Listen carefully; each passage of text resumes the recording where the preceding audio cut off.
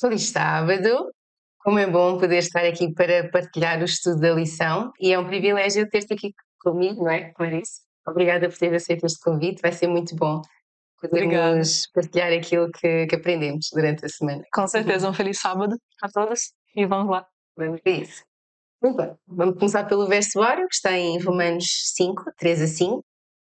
E não somente isto, mas também nos gloriamos nas tribulações, sabendo que a tribulação produz a paciência, e a paciência a experiência, e a experiência a esperança, e a esperança não traz confusão, porquanto o amor de Deus está derramado em nossos corações pelo Espírito Santo que nos foi dado.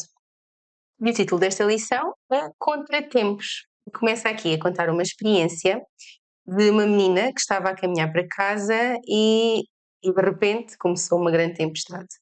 Ela acelerou o passo e o pai dela estava a vê-la pela janela e foi ao encontro dela, não é? Para Sim. chegá-la, para tapá-la também. Mas ele achou interessante porque ela, de vez em quando, parecia assim um relâmpago e ela sorria, a olhar para o céu. Não é comum, não é? Esta Não. reação. Será que ela fazia isso? O pai fez a mesma pergunta e ela disse que ela olhava para cima porque Deus estava a tirar-lhe uma fotografia. Então vemos uma maneira bem diferente de reagir com uma Sim, tempestade, não é? com certeza. É engraçado isso, porque nós não temos o hábito de reagir de uma forma boa a tudo que nos acontece, né? Uhum. Às vezes nem nas coisas boas reagimos bem, Exato. às vezes nas coisas ruins, né? O interessante que o título Tradição de Portugal tá contratempos, o meu tá menos otimista que é tribulações. Ok, de contratempos para tribulações teve um agravamento. Exato. E eu acho que a lição vem trazer dois pontos principais que ela traz aqui na lição de sábado, Uhum. como coisas a serem respondidas durante a semana e afinal foram respondidas. Que é, como é que nós reagimos à tempestade da vida? Uma menina, será que olhamos para o céu e, oh, Senhor, obrigada por estás a tirar foto minha? Estás a olhar para mim, pronto. Como nós reagimos às coisas que nos acontecem que não são nada boas? E depois, como é que nós usamos esses mesmos desafios para nos fortalecer na fé? Uhum. E ela vem trazendo uma série de experiências de pessoas de fé, que tiveram, se calhar, muita fé, ou que tiveram, se calhar, pouquíssima fé, e para nós percebemos também em que ponto que nós estamos. Eu acho que essa lição, como todas as outras que temos tido, ela vai ao fundo e nos toca. Temos aprendido muito e tenho sentido com essas lições que assim nós conseguimos encontrar assim formas de estar mais pertinho de Jesus. Nestas lições têm-nos ajudado a termos um relacionamento mais forte, de qualidade com Sim, Jesus, não é? E fala-nos aqui de uma história e de outras histórias também, que são histórias que até contamos às crianças, não é? São histórias simples, mas que também têm lições profundas e podemos extrair sim. experiências muito importantes para nós. E vamos começar aqui com a história da tempestade da vida, não é? Que Jesus tinha passado o dia a falar para uma grande multidão, estava cansado, ele também era de carne e osso, não é? Também se cansava.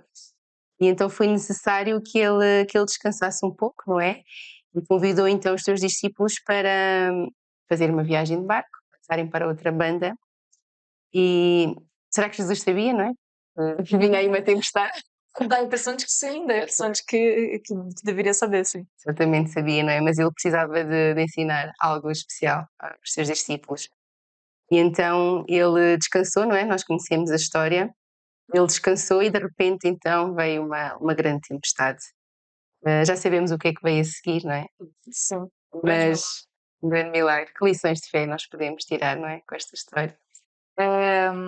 Algumas eu acho porque primeira lição que eu não me lembrava e que depois vinha a recordar no livro Desejado de Todas as Nações é que a primeira fé foi na verdade de Jesus, porque sempre pensei em Jesus ao repousar no barco como, ok, ele era o criador de todas as coisas, ele era o senhor de tudo, ele continha a natureza toda, então se ele quisesse, ou seja, ele estava descansando no próprio poder, na própria.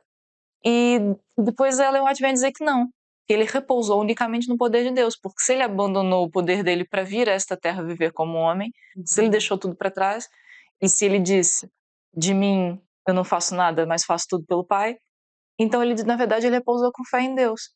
Eu acho que a primeira fé foi a fé de Jesus, porque ele realmente olhou para a situação, sentiu-se cansado, sentiu-se exausto, e apesar de uma tempestade que estava prenunciada, ele deixou-se nas mãos de Deus, deixou-se completamente nas mãos de Deus.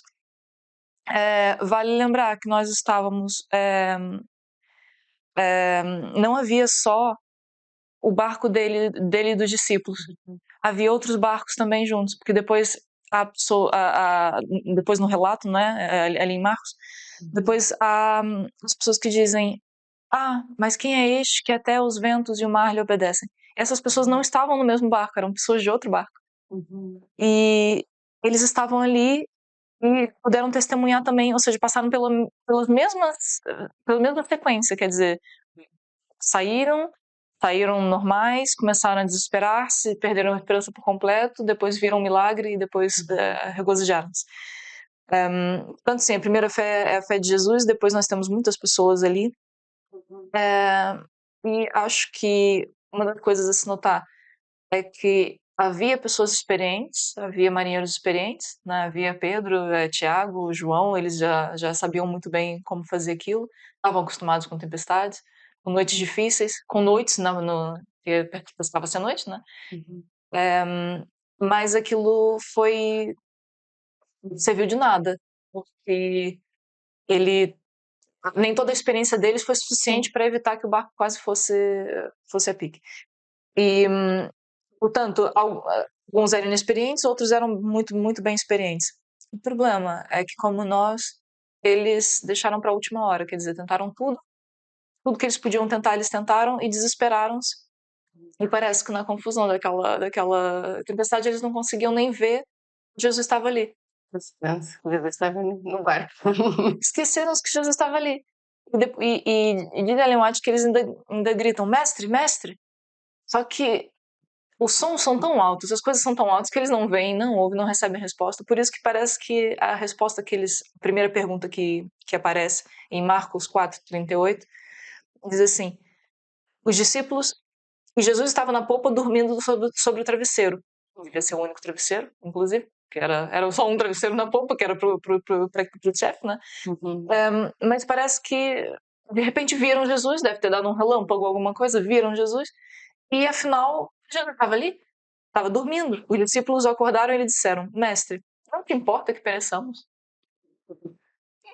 Quer dizer, parece que já estão impacientes, até devem ter tentado chamá-lo ou algo assim e gritar, como de facto Ellen White diz, e já chegam com uma pergunta. Agora, essa pergunta não parece um pouco ruim, né? Mestre, não te importas que pereçamos? Deixaram que o medo tomasse conta totalmente, não é? Sim, chegaram até a duvidar do caráter de Deus, quer dizer, não te importas? É claro que Jesus se importa, né? Mas chegaram a duvidar, questionaram o caráter de Jesus, questionaram o amor de Jesus por eles, e esse, na verdade, somos nós, né? Nós, diante das dificuldades, nós somos exatamente iguais. Então, para já, que lições de fé tiramos? Essa é uma péssima lição, entre aspas. A dos discípulos é uma péssima lição para nós, é um exemplo do que não fazer. Quer dizer, veio a dificuldade, fazemos o nosso possível, desesperamos primeiro, fazemos o nosso possível, entra mais desespero e aí depois, ok, então Jesus está lá. Como até que se o relâmpago fosse enviado por Deus, porque eu não sei se eles veriam Jesus se não tivesse, se calhar, tido um relâmpago. Então, até para ver Jesus, ainda, se calhar, recebemos algum auxílio. E aí lembramos, Senhor, ajuda-me. Mas, ao mesmo tempo, a lição torna-se boa. Ela sai de um mau exemplo para algo bom, que é, apesar da falta de fé deles, o clamor que eles tiveram, Senhor, salva-nos, perecemos, salva-nos caso contrário, nós não temos qualquer condições, também nos mostra que Jesus responde. O mesmo com a falta de fé, que Jesus repreende, todas as vezes Jesus repreende os discípulos pela falta de fé, mas é uma repreensão gentil, com amor, não é? Com paixão. Né? Ele sente, ele vê que os discípulos não conseguem, repreende-os naquilo que eles precisam crescer, mas responde. Inevitavelmente responde. Posso só trazer aqui alguma... Sim. alguns versos é que é uma coisa interessante que Ellen White diz. E não foi na paz, como o que tinha dito, né? Não foi na paz. Jesus não descansou na paz dele mesmo, seu Criador, e sim na paz de Deus. Né? Ele repousou lá na fé em Deus, e ele se acalmou na fé em Deus, e também o milagre que ele fez na tempestade foi por Deus. Ou seja, ainda assim não foi ele, foi ele em contato com Deus, porque ele deixou voluntariamente seu poder para vir à Terra. Então, tudo ele fez no poder de Deus. Então, tudo que ele fez, os discípulos também poderiam ter exercido em termos de fé. E, e isso... São lições atrás de lições, não é? Isso nos lembra o que está, se nós pudermos abrir, no Salmo 107, verso 28 e verso 30. Verso 28 a 30, perdão. Você que está em casa, se puder, abra conosco a sua Bíblia, seja a Bíblia física, seja no telemóvel. Abra a sua Bíblia. Salmo 107, 28 a 30. Que diz assim, até o 27. Olha que interessante. Quer dizer, desculpem, do 25. Pois Deus falou e fez levantar o vento tempestuoso, que elevou as ondas do mar. Subiram até os céus, desceram até os abismos, e no meio dessas angústias desfalecia-lhes a alma. Andaram e cambalearam como bêbados, e de nada adiantou a sua habilidade. Parece que está a citar esse momento, né? Então, na sua angústia, clamaram ao Senhor, e Ele os livrou das suas tribulações. Fez cessar a tormenta, e as ondas se acalmaram. Então se alegraram com a calmaria, e assim os levou ao porto desejado. Isso nos lembra também um outro verso, que está em Isaías 26:3. Tu conservarás em perfeita paz todo aquele que confia em ti. Né? Se Cristo teve paz nesse momento, por que não temos paz? Uma pergunta para refletirmos e também podemos comentar, não é? Sabemos que Sim. também é enriquecedor lermos os vossos comentários. Por que será, não é? O que é que nos falta? O que é que às vezes nós reagimos de maneira com medo ou de formas, às vezes extravasamos um bocadinho, não é? Porque é que não sentimos paz? Porque é que não sentimos alegria quando vêm as tempestades? Porque é que nos desesperamos? Sim. Eu gostaria também que fôssemos, se for possível, irmos a 2 versos em João. Porque há um trecho que diz que Ellen White diz, de facto, Cristo não tinha riquezas nessa terra, né? João 14. Jesus não tinha riquezas nessa terra, mas ele fez um testamento. Ele deixou uma herança. Eu nunca tinha pensado nisso. Jesus deixou uma herança aos discípulos. Em João 14, verso 27, é um dos versos, eu também vou deixar aqui aberto João 8.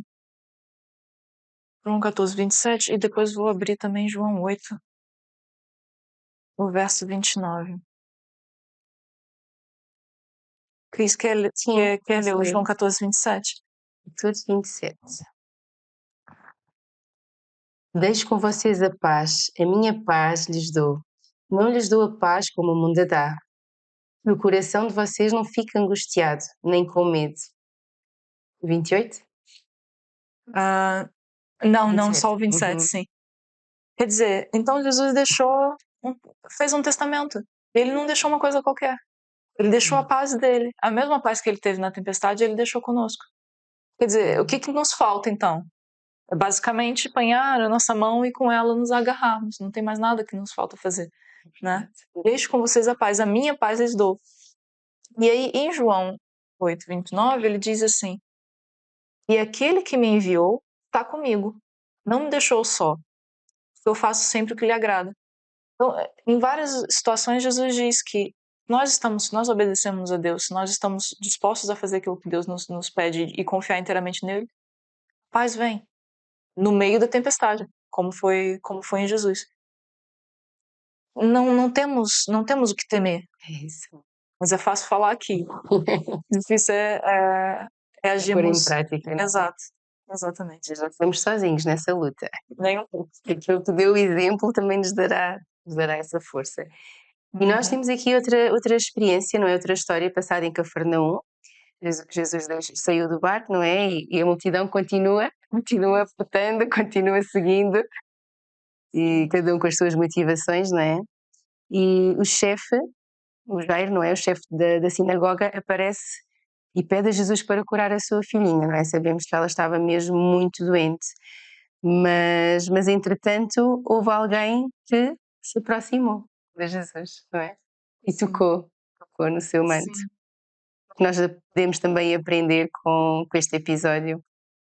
É, o episódio duplo foi muito interessante porque isso também foi logo depois da primeiro episódio, né? Uhum. Veio a tempestade, ele atravessou o Mar da Galileia na direção de Gadara. Acho que tem um outro nome, mas eu não me lembro. Genezaré. Uhum. E aí lá ele curou os dois endemoniados e houve aquele rebuliço todo, por assim dizer, os porcos e não sei o que, e mandaram ele de volta, então ele voltou. E quando ele volta e pensamos que ele iria descansar, não, ele volta ainda é pressionado por uma multidão. Então parece que o episódio é todo um só, né? Muitas coisas, muitas parábolas, depois passa para o lado com tempestade, cura lá o endemoniado, os dois endemoniados, depois pronto, pedem que se retire e ele volta. E aí, então, ele se depara com essa situação. Uma coisa que eu acho impressionante e que acho pena de não termos mais histórias sobre Jairo na Bíblia, porque eu queria saber qual foi o fim dele, porque se ele era o chefe de uma sinagoga local. O fim levou ele na fé, né? Teve filho ressuscitado, eu gostaria muito de... No céu a gente vai ter essa resposta, eu gostaria muito de saber o que aconteceu com ele. Temos a primeira lição de fé, que é do próprio Jairo, de sendo alguém de reputação, ceder, ter a humildade suficiente de estar com uma pessoa de pedir ajuda como a Deus para uma pessoa que era controversa, né? Que infelizmente era controversa porque as pessoas não queriam reconhecer a divindade dele. E ele rendeu-se completamente a Jesus, mesmo quando as pessoas ao redor diziam: olha, Jesus já morreu, já se foi. Jesus só virou para ele e disse: olha, não temas, não temas. Ela vai ser feita inteira. Pelo menos em inglês está um bocado assim, ela será feita inteira, ela vai ser recuperada por completo. E então a fé de Jairo me chamou a atenção. Mas é claro, a maior fé aqui, sem sombra de dúvidas, é da mulher, né? Que em Marcos 5 diz que ela havia padecido muito nas mãos de vários médicos, gastado tudo que tinha, mas não melhorava da condição de saúde, que era o sangramento ininterrupto, né? Durante muitíssimo tempo, 12 anos. Nossa, é difícil imaginar como ela se sentia e as forças que ela teve que ter para conseguir chegar perto de Jesus, não é? Sim, Naquela confusão. exatamente, porque ela e até uma menção aqui que se faz, que ela era uma mulher frágil, estava fragilizada, estava desacreditada completamente pelos médicos e talvez até por si mesma, abatida pelo sofrimento, ela podia ter simplesmente ficado em casa. Não seria pecado ela ter ficado em casa, na sua cama, convalescida, triste, tentando recuperar os pedaços, né, Era normal naquela situação, não é? da própria alma dela, da depressão dela. Mas em vez disso, ela saiu para encontrar Jesus. Essa, para mim, é uma das primeiras coisas que diz respeito a ela. Que ela, não se tratando de pecado, quer dizer, ela poderia ter ficado em casa, mas ela foi. E às vezes, esse passo a mais que nós damos no meio da tribulação, talvez é mais importante do que propriamente tomarmos todo o descanso que precisamos. Ou seja, eu preciso ficar, estou numa tribulação muito grande, preciso ficar quieto, e é legítimo, é perfeitamente legítimo. Mas o que será de nós se no meio de uma tribulação dessa nós dermos um passo ousado na direção de Jesus e largarmos tudo? Seja reputação, ela ali estava correndo um sério risco, ela era impura, pela lei, né? Ela estava ali correndo um grande risco, seja reputação, seja o ridículo, seja o que quer que for, para apanhar uma borla de uma veste que em si para as pessoas não teria qualquer poder. Então, esse passo, né? Quando estamos no sofrimento, tomar um passo mesmo que pareça lógico ou além um pouco das nossas forças, tomar um passo na direção de Jesus é uma coisa. Outra coisa interessante aqui é que se menciona também do livro Desejar de Todas as Nações, que o Salvador podia fazer claramente a distinção entre aquilo que era um toque de fé e aquilo que era um contato casual da multidão. Então imagine, triste para a multidão, porque havia todo um aglomerado de pessoas ao redor de Jesus Que o apertavam, e talvez não tenham saído de lá da mesma forma que entraram. Assim somos nós nas nossas orações às vezes, né? Às vezes começamos, oramos a Deus ó Senhor, isso e aquilo, mas não temos a fé. As nossas orações são débeis, são fracas, são com pouca fé, são... Achamos que estamos perto de Jesus, mas não o conhecemos. Estamos ali, às vezes, derramando, simplesmente derramando, sem fé que Ele vai nos resolver. Porque às vezes pensamos, olha, e se Ele não quiser? Né? Às vezes nos passa isso pela cabeça, eu estou nessa tribulação, e se Ele não quiser me livrar dessa tribulação? E esses pensamentos vão entrando até o tal ponto que nós não pedimos mais por nada. Que não temos coragem de pedir cura, porque vai que Cristo não quer. Né? Parece que já estamos derrotados sem tentar. Já admitimos uma derrota ao falar com o comandante das hostes celestiais. Quer dizer, isso não é possível, isso não poderia ser. E ele fez a distinção clara. Ele sentiu, entre toda a multidão, ele sentiu o toque dela. Entre toda uma multidão de cristãos que faz orações todos os dias, repetitivas ou não, ou com o coração ou não, Cristo discerne o toque da fé. Aquela pessoa que, seja com uma palavra, ou que seja com um apanhar de uma borda, de algo da veste dele, é aquela pessoa que tem fé, é aquela pessoa que consegue. E ele já fez ali logo a questão de separar o que seria superstição, não é? Porque ele logo diz, a sua fé, a tua fé te salvou. Quer dizer, não deixou... Foi a roupa. Né? Hoje ainda há alguns que tropeçam com isso, mas nunca foi a roupa, né? Sempre foi Cristo.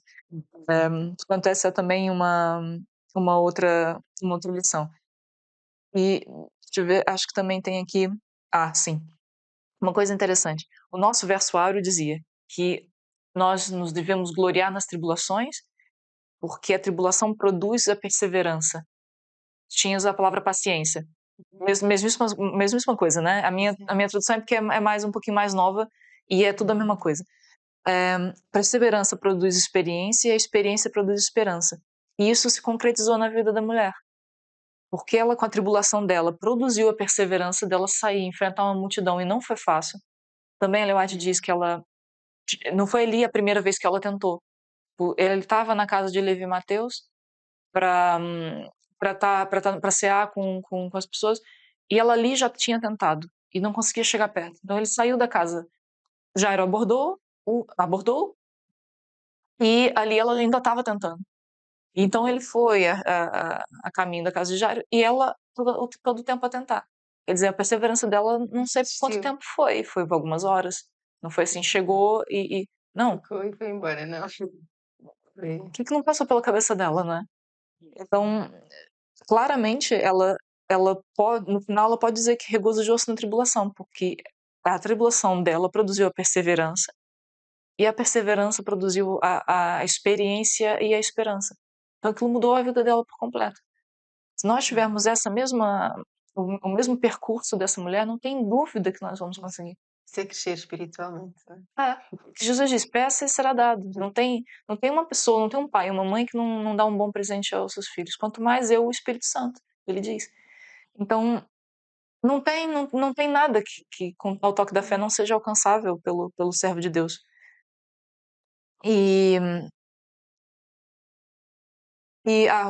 Sim, a pergunta que se faz aqui, né? Por que não vamos a Jesus com fé? Parece que é a pergunta acabamos de fazer, não é? Por que não vamos a Jesus com fé? Muitos tocam de modo casual, mas por que não fazemos isso com fé? Quer dizer, perguntamos isso na história anterior e agora perguntamos de novo, por que não vamos a Jesus com fé? É verdade. E porquê que não vamos a Jesus mesmo como estamos, não é? Cansados, oprimidos Doentes? e doentes. Aqui em Mateus 11, 28 e 29 fala mesmo isso, não é? Vinde a mim todos os que estáis cansados e oprimidos, e eu vos aliviarei. Tomai sobre vós o meu jugo e aprendei de mim, que sou manso e humilde de coração, e encontrareis descanso para as vossas almas. A minha paz vos dou. Eis que vos dou a minha paz. Não vou lá dou como dá o mundo. Quer dizer, por quê? É verdade. E como estamos, não é? Exatamente. Esta mulher tinha tantas necessidades, não é? Mas mesmo assim, Deus capacitou, deu-lhe poder. Sim. Há um versículo que também fala que quando eu estou fraca, eu sou forte. Exatamente. Parece contraditório, não é? Sim. A minha graça te basta, porque o meu poder se É. aperfeiçoa na fraqueza. Então, graças a Deus, olha, eu quero ser o mais fraco possível, É isso. porque eu vou ser o mais forte que Deus me puder fazer. Porque infelizmente nós quando estamos a passar por necessidade, é que nós reconhecemos a nossa fraqueza, reconhecemos a nossa dependência de Deus. É nessa situação que nos tornamos mais humildes e às vezes é preciso passarmos por necessidades, não Sim, aprendemos de outra maneira, não é? sim. E por falar nisso, vem aí uma história. Incrível. Bem, esta história eu acho que sempre que eu vejo alguém a sofrer, a sofrer, a sofrer, eu penso, mas porquê? Ou porque às vezes nós estamos a sofrer, a sofrer, a sofrer e pensamos, mas porquê? Que mal é que nós fizemos para estar a sofrer tanto? Basta pensar na história de Jó. O mal é que ele fez por ter passado por tantos contratempos, que é uma palavra suave, não é? Tragédias, que é uma palavra mais adequada. Com certeza. Ele passou por muitas tragédias, ele perdeu a riqueza, ele perdeu os filhos, ele perdeu a saúde e a sua esposa não a perdeu, mas ficou ao lado dele, não para apoiá-lo, mas para dizer: "Olha, morre, amaldiçoa a Deus e morre", não é? Não Sim, conseguiu. Compreendemos também a esposa, que também devia estar a passar por uma depressão muito grande, não é? Mas sim. ele não tinha ninguém, nem os amigos que foram visitá-lo, viram que ele estava naquele estado, ficaram 7 dias sem conseguir falar, só olhar para ele, e depois quando falam, em vez de ser Tudo bem? nós estamos a rir, não é? Porque a situação é mesmo Sim, caricata, ele não teve sim. apoio de ninguém. Sabemos que é mesmo a melhor história para retratar o grande conflito, não é? Olha, posso Sim, sim, aproveitar para sim, fazer sim, uma deixa? Não, sim. não estava planeada de todo. Mas às vezes nós cristãos somos assim um bocado amigos de Jó. Uhum. Às vezes temos alguém enfermo, temos alguém com dificuldade, temos alguém e a primeira coisa que nós vamos dizer é: "Olha, Mas com algum pecado, só pode. estás aí nessa situação". E que coisa feia de se fazer. Somos colocados como os amigos de Jó. Foram repreendidos pelo próprio Deus. Eu não quero ser repreendido pelo próprio Deus, eu quero poder dizer como a profecia que diz respeito a Jesus, né? Deus me deu língua de eruditos para que eu saiba dizer boa palavra alcançada. Quer Uhum. dizer, era só um parênteses, Sim, desculpa, mas porque às vezes nós, em vez de apoiarmos a pessoa que está a sofrer, temos a tendência de pôr mais para baixo quem está a sofrer. E olha que é desde pequeninos, eu trabalho numa creche e às vezes alguém está a chorar ou porque o magoaram ou porque às vezes está naquela fase da adaptação e os outros de vez em quando têm assim uma reação de apoiar, mas normalmente a reação é: estás a chorar, ainda vamos te bater que é para chorar mais. Então o ser humano parece que já nasce com essa inclinação de, em vez de apoiar, não, estás mal, então ainda vais ficar pior. é esse É momento. triste, não é? Sim, é muito triste, é muito triste.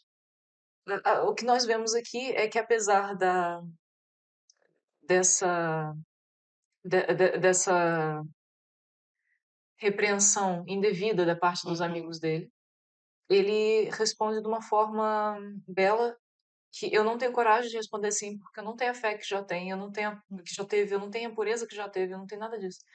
Olha, em Jó 19, e eu até pedi que pudéssemos abrir, uhum. vocês estão também em casa, vamos abrir Jó 19, para perceber o que ele diz, que é impressionante para o nível de debilidade física que ele se encontrava e nível de angústia espiritual também. Uhum. Diz assim a partir do verso 25. Porque eu sei que o meu Redentor vive, e por fim se levantará sobre a terra. Depois, revestido este meu corpo da minha pele, em minha carne verei a Deus. Ele tinha certeza que ele veria a Deus. Uhum. Os amigos dele podiam dizer o que fosse, mas ele tinha certeza que veria a Deus. Revestido este meu corpo da minha pele, em minha carne verei a Deus. E lembrar que ele tinha se raspado, a pele dele estava muito debilitada. Ele não estava falando daquela pele que ele já tinha. A falar daquilo que ele ganharia, daquilo que receberia de Deus.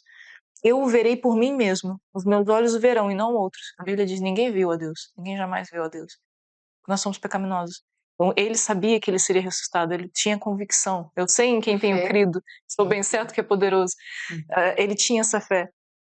E no capítulo 23, ou seja, para além dele dizer claramente que o Redentor seria ressurreto, e que ele seria ressurreto pelo poder do Redentor, ele veria a Deus com os próprios olhos. Ele sabia muito bem que a condição para ver o Deus com os próprios olhos era a pureza do caráter. E em Jó 23, a partir do verso 10, ele diz assim: mas ele sabe o meu caminho. Eu não sei se eu conseguiria dizer isso assim com... Ele sabe o meu caminho. Sonda-me, Senhor, sonda-me e conhece-me, né? Vê se há em mim algum caminho mau e guia-me pelo caminho eterno. Ele sabe o meu caminho. Se ele me provasse, eu sairia como ouro. Não sei como a tua tradução tá. É isso, exatamente igual, mas ele sabe o meu caminho, se ele me provasse, eu sairia como ouro. Eu sairia como ouro. Os meus pés seguiram as suas pisadas. Eu guardei o seu caminho e não me desviei dele. Do mandamento dos seus lábios nunca me afastei. Escondi no meu íntimo as palavras da sua boca. Então, ele diz, se ele me provasse, eu sairia como ouro. Ele reconheceu que estava numa situação de provação intensa. Era a única explicação, não é? Sim, e eu não... O primeiro olhar a esses textos parece, ok, Jó era presunçoso. Jó tinha muita confiança em si. Não. Ele abriu mão da confiança dele. Ele disse, nu saí do meu ventre, nu tornarei. Portanto, Deus deu, Deus tomou, bendito seja o nome do Eu Senhor. sublinhei também esse versículo. Não é? Ele não tinha confiança nenhuma em si. Esses versos não têm nada a ver com presunção. Ele não tinha nenhuma confiança em si. Mas como ele tinha toda a confiança em Deus, e Deus é todo poderoso, tanto ele só poderia, se ele passasse por uma provação por Deus e com Deus, ele só teria como sair vitorioso, com caráter refinado, com ouro polido, né? Portanto, fazendo um contraste com a fé dos discípulos, né? Uma tribulação muito mais pequena em proporção, mas aqui temos uma coisa muito preciosa. Temos a fé de Jó, que é preciosíssima. É incrível mesmo. E nós conhecemos a história, mas nós conhecemos o que se passou no céu antes de tudo o que se passou na terra. E o Jó só tem a visão do que se passou na terra, não é? Ele não sabe o que E está mesmo assim, estou arrepiada, porque é uma história mesmo maravilhosa. Ainda bem que temos esta história também para nos dar força. Às vezes nós pensamos, claro que não vamos ser salvos pelas obras, mas às vezes pensamos, mas eu não fiz nada para merecer isto, porque é que tu... Ou vemos a outra pessoa, o que é que ela fez para merecer? Quer dizer, é um grande conflito mesmo. E há muitas coisas que nós vamos perceber quando chegarmos ao céu e, e não desanimarmos, não é? Sim, exatamente. E desafiamos também os que estão em casa, mesmo que passem por um momento muito difícil, não se esqueçam que não estão sozinhos, a nossa guerra não é contra a carne, não é? É contra as potestades. Sabemos que há um grande conflito, sabemos que o mal quer vencer e vai fazer tudo para levar o máximo de pessoas que conseguir, mas nós devemos estar seguros na mão de Deus. Sim. E, um pequeno comentário sobre isso é um trecho aqui de Ellen White, que é: a depressão, o facto da depressão se abater sobre a nossa alma, não é qualquer demonstração de que Deus tenha mudado. O que nós sentimos não é demonstração de que Deus tenha nos mudado Ele mesmo ou nos abandonado. E as mais difíceis experiências na vida do cristão talvez sejam as mais abençoadas. Só saberemos lá no céu, né? Quando olharmos para o registro da nossa vida e ver. Mas são nessas experiências é que somos mais abençoados. Muitas vezes nós passamos por momentos difíceis para nos livrar de outros momentos muito mais complicados, não é? Às vezes Deus permite que certas coisas nos aconteçam porque Ele quer a nossa salvação, a nossa vida aqui é passageira e para nós às vezes um problema é uma coisa enorme, mas quando estivermos no céu vamos pensar, olha, afinal aquilo não era nada do outro mundo. Sim. Mas nós estamos com a nossa mente nas coisas aqui da Terra e esquecemos que há algo muito mais maravilhoso e incrível. E Paulo passou por tanta coisa, não é? Sim. Passou por tanta coisa e mesmo assim foi firme até ao fim e nós também podemos ter essa força e conseguir. Exatamente. E que possamos dizer como Jó: ainda que ele me mate, nele esperarei. Ainda que a tribulação fosse desse tamanho ou do tamanho de uma vida, a gente pode esperar nele. Se ainda viemos a morrer, nós ressuscitaremos. Não tem nada aí percebeu que não valia a pena me chatear já. Mas te mato de Satanás sem ele mesmo perceber. Sabemos que Jó depois teve outra vez o mesmo número de filhos e um dia no céu vai ter o dobro dos filhos, não é? Sabemos que ele voltou a ficar rico, voltou a ter tudo o que tinha, não é? E a nação ainda vai receber mais do que tinha. E Deus mostrou que estava com ele, apesar da Sim, grande turbulência que ele passou. Deus mostrou que estava com ele ainda assim. exatamente. Agora temos mais uma experiência Uhum. contrabalanceando, não é? É verdade, Temos uma grande fé e agora talvez uma não tão grande é fé. verdade. Temos aqui a estrada para Emaús, não é? E faz aqui o relato de todo o sofrimento de Jesus, não é? O julgamento, a zombaria, o espancamento, o corpo de Jesus. São cenas muito tristes, não é? O corpo de Jesus na cruz, as suas últimas palavras, o rasgar da cortina, túmulos abertos, tantos acontecimentos, uma confusão e um desânimo por parte dos discípulos, porque eles não perceberam tudo aquilo que Jesus tentou explicar enquanto estava com eles não Uhum. perceberam, então eles estavam desiludidos, estavam desanimados, foi realmente um grande contratempo na vida deles, não é? E temos aqui o relato de 2 que caminhavam na estrada para Emaús e Jesus apareceu, caminhou com eles. Queres contar aqui como foi essa conversa? Foi uma conversa que eu fico a imaginar se eles bom, não precisa imaginar muito, a Bíblia diz, né, eles depois de terem a conversa, de perceberem que falaram esse tempo todo com Jesus, ficaram pasmos da própria cegueira, não é? Como foi que nos ardia o coração, ouvíamos Jesus, tivemos uma conversa com Jesus sem saber, ardia-nos o coração, sentimos uma coisa e não deixamos passar, como quem Eles faz uma estavam conversa. com um véu, com algo que tapava a sua visão, eles não conseguiram perceber, não é? Agora, será o que tapava a visão deles, né? Será a incredulidade? Será O que desânimo, o não é? desânimo, a depressão? O que agora, você que está em casa, pense na tribulação que você está passando nesse momento. O que será que nesse momento faz com que você esteja, com que você não veja claramente o Senhor? Ou que impeça, ou que as vozes tornam-se confusas na sua cabeça, não consegue discernir o que é o Espírito Santo, o que não é, o que é o correto, o que não é. Qual é o véu que impede? Assim como esses 2 discípulos aqui no caminho de Emaús. Porque o verso 16 diz: os olhos deles estavam como que impedidos de o reconhecer, não é algo físico, não temos aqui qualquer, né? Isso não é algo físico, isso era algo emocional e espiritual. E eles estavam muito entristecidos. Mas na verdade, aquele era o maior acontecimento da vida deles. Talvez a maior tribulação que nós temos seja também a nossa maior bênção. Aquele momento, talvez, não sei quem são esses discípulos. Não me parecem ser dos 12, parece ser outros discípulos, né? Talvez eles não tenham tido um tempo assim tanto de qualidade com Jesus, de tanto que as coisas foram corridas durante seu ministério, como que tiveram ali.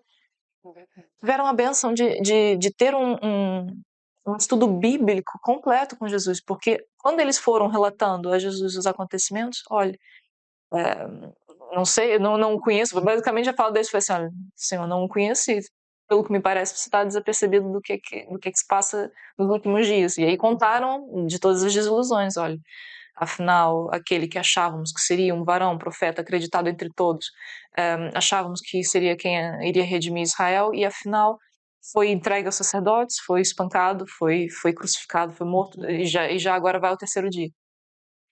Então, o irônico é que os sacerdotes lembravam-se muito bem do terceiro dia, os sacerdotes disseram, olha que aquele impostor, disseram mesmo assim, né? Olha que aquele impostor disse que ao terceiro dia ressuscitaria.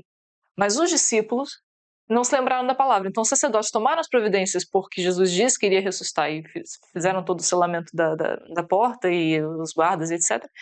Mas os próprios discípulos repetiram, já é o terceiro dia, e aquilo não lhes soou nada, não é? Não lhes soou a promessa que Jesus havia feito.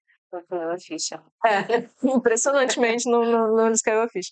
E dali Jesus começou a conversar com eles. E para mim o que eu acho mais incrível de tudo, que está em Lucas 24, no verso 27, que diz assim: e começando por Moisés e todos os profetas, explicou-lhes o que contava a respeito dele em todas as escrituras.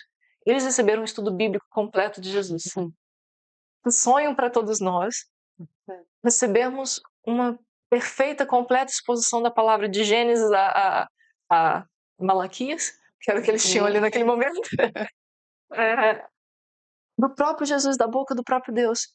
Aí foi o fixe, aí eles compreenderam realmente que aquele homem não era um homem qualquer. Exatamente. E que pouca fé, não é? Uhum. Que pouca fé. E aí, depois, mais tarde, quando Jesus já desaparece da presença deles e aparece aos discípulos todos, ele faz uma pergunta, que Jesus lá tá, assim como repreendeu a fé dos discípulos no barco, agora repreende a fé deles aqui. Falta de fé, né? Mas ele lhes diz, estou em Lucas 24:38.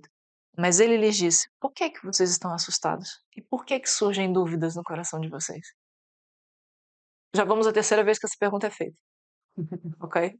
Já vamos à terceira vez que essa pergunta é feita. Por que é que surgem dúvidas? Por que é que não temos fé? Se temos o comandante das hostes celestiais conosco, o que é que nos falta? Caminhar com Jesus.